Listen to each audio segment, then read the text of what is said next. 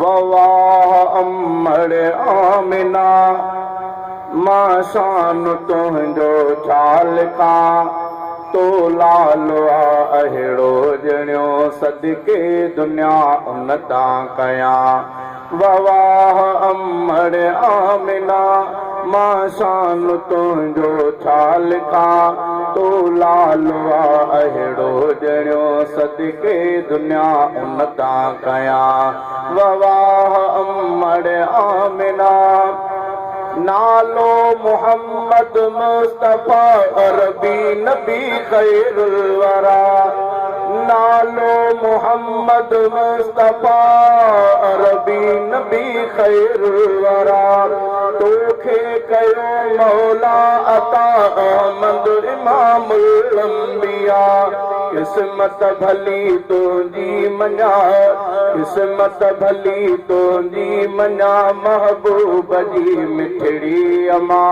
तो लालो अहिड़ो ॼणियो सदके दुनिया उन तां कया ववाह अमड़ आमिना मां शान तुंहिंजो छा लिखां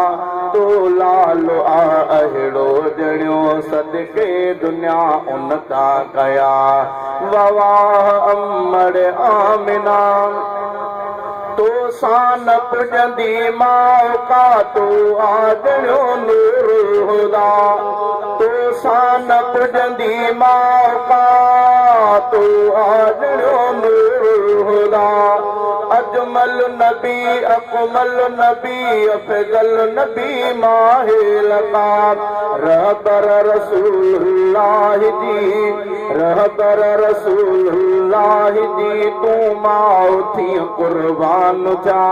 तो लालो अहिड़ो ॼणियो सदके दुनिया उन तां कया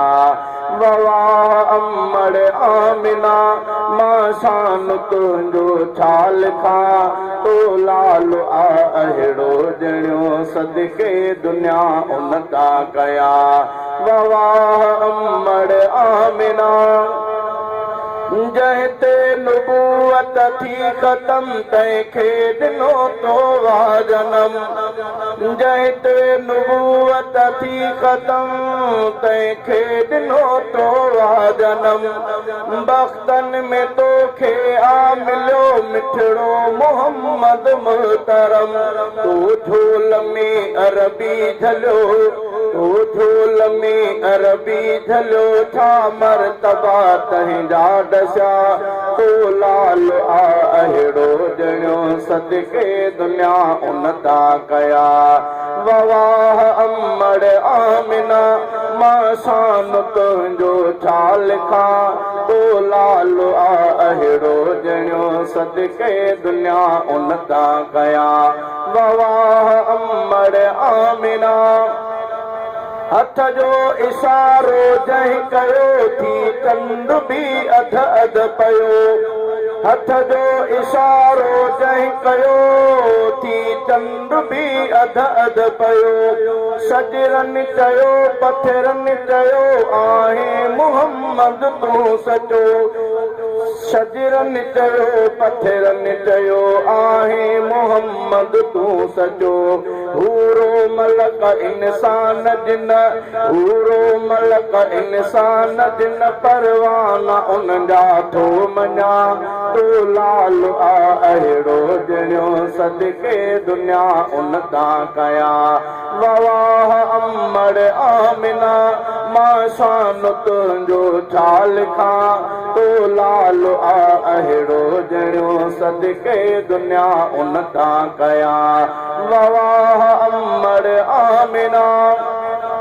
जंहिं ते लथो क़ुर्आन आ फलकनि जो थियो महिमान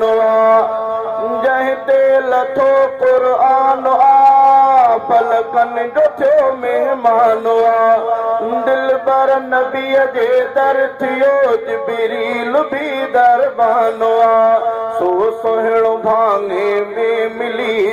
सो सुहिणो भाङे में मिली लख लख लख मुबारक थो चवां तो लाल अहिड़ो जणियो सदके दुनिया उन था कयां वाह अमड़ आमिना मां शान तुंहिंजो छा लिखां तो लाल अहिड़ो जणियो सदके दुनिया उन था कयां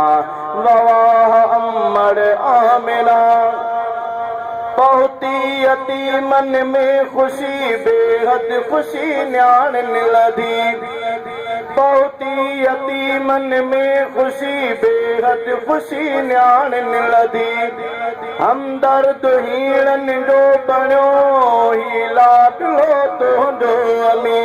हमदर्द हीणन जो बणियो ही लाडलो तुंहिंजो अमी शहज़ादो दिल सां थो मञे शहज़ादो दिल सां थो मञे माण्हू बची विया बाहि खां तो लालो अहिड़ो जणियो सदके दुनिया उन था कयां वाह अमड़ आमिना मां शान तुंहिंजो छा लिखां तो लालो अहिड़ो जणियो सदके दुनिया उन था कयां वाह